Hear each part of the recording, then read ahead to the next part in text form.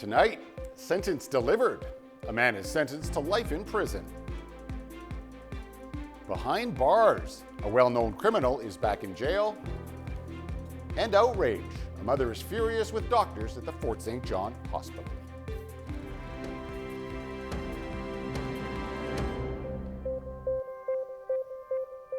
Well, good evening and thank you very much for joining us. And we begin tonight with a life sentence for a man convicted of murder in Kelly Lake 6 years ago. Morgan Lambert Balma was sentenced Friday to life in prison with no chance of parole for the next 10 years. He was found guilty after Owen Cardinal was murdered in August of 2019. The 54-year-old Cardinal was stabbed repeatedly in a home in Kelly Lake. Both men were known to each other, according to the RCMP. Lambert Balma has been ordered not to have any contact with the family of the deceased or any of the witnesses in the case. And he's also prohibited from possessing firearms for life and was ordered to submit a DNA sample to the court. Well, a well-known criminal to Dawson Creek RCMP is back in police custody. According to the Alberta RCMP, Tanner Murray was arrested in Grand Prairie on at least one outstanding warrant. Now, he's expected to be brought back to British Columbia. We'll have more information on this case as it becomes available, but back in February, Murray pled guilty to 10 charges and was released from jail near the end of March. Among those charges, 2 counts of assaulting a police officer, possessing a firearm with an altered serial number, and flight from police. And he also pled guilty to a number of breach of release orders. Judge Richard Blaskowitz sentenced Murray to a total of 300 days in jail for those crimes. Murray also faces a lifetime firearms ban and is prohibited from driving for 2 years after a drunk driving conviction. In August, a search of his home led to the seizure of illegal guns, over 1,000 rounds of ammunition, and drugs including suspected fentanyl and heroin, and police say support gear for organized crime was also seized. In January of last year, Murray was a fugitive on the run from police, and in May of 2023, he was arrested and charged with robbery and uttering threats. Those charges were stayed by the Crown. This fall, the Fifth Estate spoke to the stepsister of Darylyn Supernat. She said the day Darylyn disappeared, she had been really preoccupied with talking to Murray on the phone. She also reveals police had been asking her friends about Murray during the investigation into Darylyn's disappearance. Well, a mother is sounding the alarm about the care her teenage son received at the Fort St. John Hospital. Melanie Johnson's son was injured after falling off a bike. And Melanie says he was forced to endure 2 separate visits to the emergency room when she says he was misdiagnosed. Helena Sante has the details. As a mom, I'm heartbroken. I'm scared. I feel like I've let down my son. A mother is furious with the care her teenage son received at the Fort St. John Hospital. Melanie Johnson's son, Hudson, was taken to the emergency room after falling off his bike, injuring his knee. After 2 visits in 2 days and waiting close to 10 hours in the ER, Melanie alleges doctors misdiagnosed Hudson's injury not once, but twice. There was direct orders from an orthopedic surgeon that were missed, that now is a heavy, heavy thing that my son has to pay the price for. After an x-ray, a doctor told Hudson his ACL was torn. He was sent home with crutches, a tensor bandage, and painkillers. Melanie says Hudson should have received a splint the night of the accident. I thought I could trust our Fort St. John Hospital. I thought I could trust the professionals within that building not to harm my son. Northern Health suggested Johnson speak to the doctor or doctors at the hospital who allegedly misdiagnosed Hudson's injury and raised her concerns. The health authority says, quote, Northern Health is aware of the concerns which have been raised publicly about a care a patient received at Fort St. John Hospital and has reviewed what occurred in this case. I am deeply concerned for what the outcome is going to be when it could have been prevented. Melanie says this is not about blame, this is about accountability. Hudson would have to go back to the orthopedic surgeon in 4 weeks. He will find out then if surgery is required to fix the damage from the alleged misdiagnosis.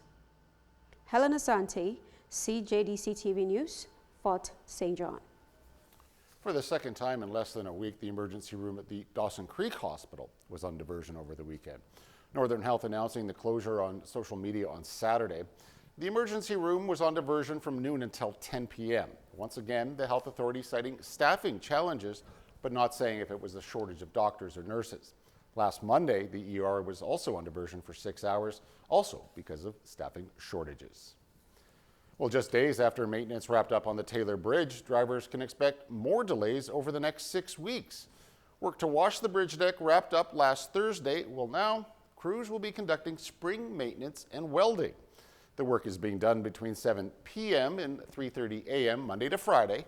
The bridge will be reduced to single-lane alternating traffic, and drivers can expect up to 20-minute delays. Vehicles will be escorted over the bridge by a pilot truck, and oversized loads will not be permitted to cross during the work. Dawson Road Maintenance saying the work is expected to wrap up on June the 26th.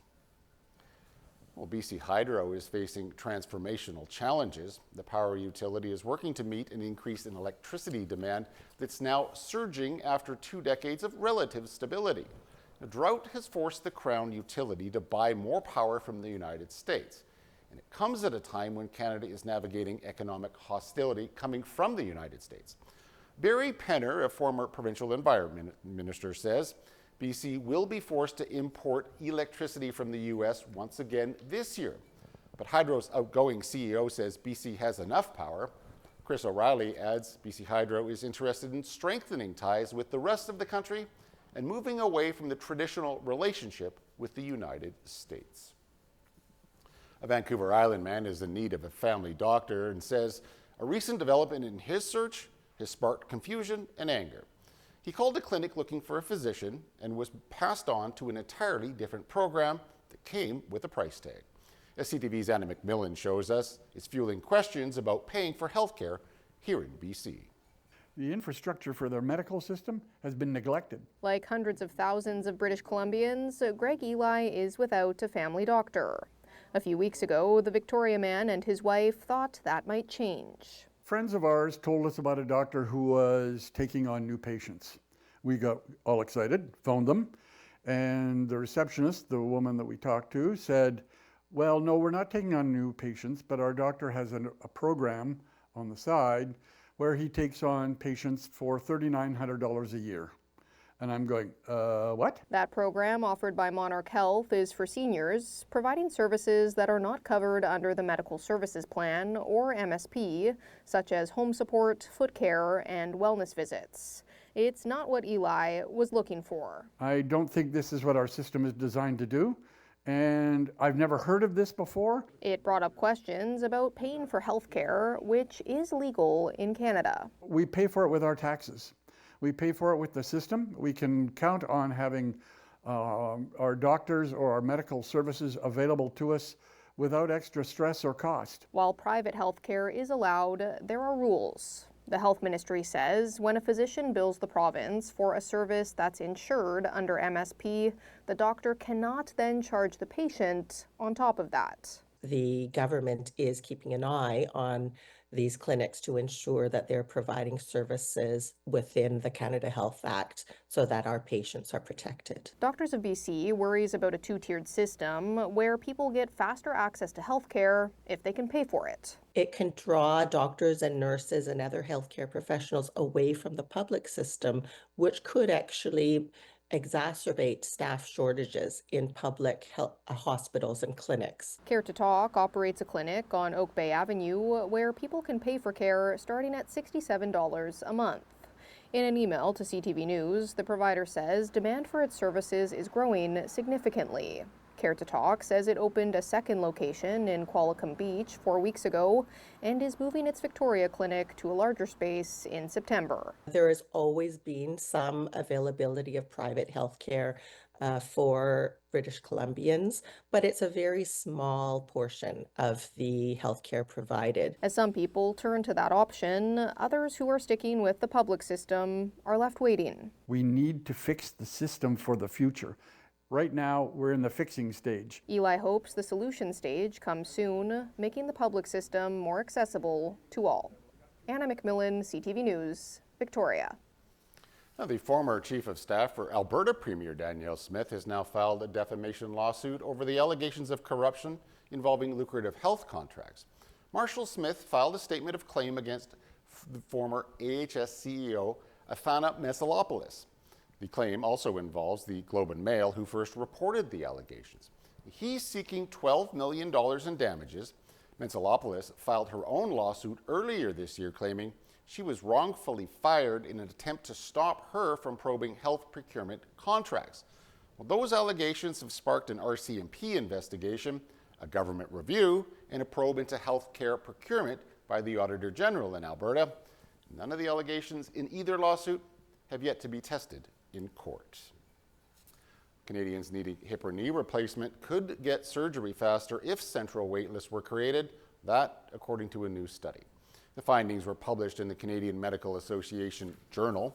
It suggests wait times for surgeries could get shorter if patients are added to one central list for any surgeon in their area, as opposed to each surgeon having their own wait list. That approach has left many patients waiting longer than recommended to go under the knife, prompting provinces to look for solutions. Now, for example, Prince Edward Island says it's adopting a centralized wait list for surgical care, including hip and knee replacements. Canada Post is preparing for a potential strike, with operations possibly shutting down by the end of this week. The union representing postal workers says job action will begin at midnight on Friday unless its demands are met. And as John Musselman reports, once again, millions of Canadians and business owners across the country will be affected. Canada Post and its 55,000 workers appear to be headed for another labor shutdown starting at midnight this Friday. Workers plan to hit the picket line if they can't get a new deal. This would be the second disruption in the past 6 months. A strike back in November and December ended after the federal government intervened, but a new deal still hasn't been reached. We believe in good, fair jobs. We believe in a good Canadian economy. Canada Post is very important to small businesses that work out of their home, small businesses all over. It's important for Canada Post to return and offer a fair collective agreement. Officials with Canada Post say the current business model is no longer viable. A spokesperson says the Crown Corporation is losing millions of dollars every year. It needs to hire part-time weekend workers to compete with private competitors. The union opposes it. Canada Post is in trouble.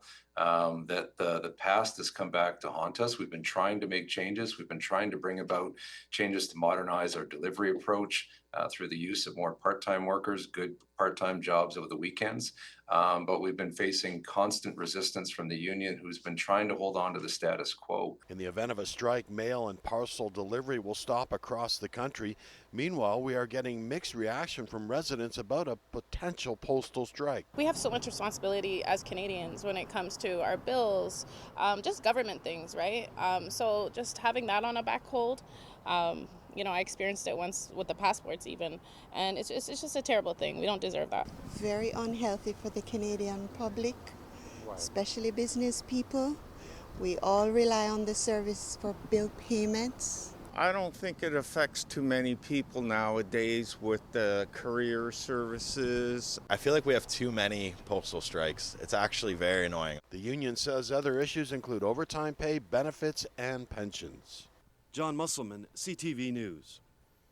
Well, new numbers show Canada's inflation rate slowed in April. They're the first figures to show the impact of removing the consumer carbon tax in Canada. According to Stats Can, the consumer price index rose 1.7% last month. That's down from 2.3% increase in March. The slowdown was driven by lower energy prices, which fell by 12.7% after Ottawa removed the carbon tax. Finance ministers from the G7 are in Banff, Alberta this week. This week's meeting is a precursor to the G7 meetings happening next month. On the agenda, the global economy, the Russia-Ukraine war, and artificial intelligence. Finance Minister François-Philippe Champagne and the Bank of Canada Governor Tiff Macklin will both represent Canada at the table. The high-profile sexual assault trial of 5 former World Junior hockey players wrapped for the day. This is the first full week the case will be heard by judge alone. One of the accused asked some of his teammates for advice before heading towards the bathroom with the complainant, that according to another player who's not one of the accused but is testifying today in a London, Ontario courtroom.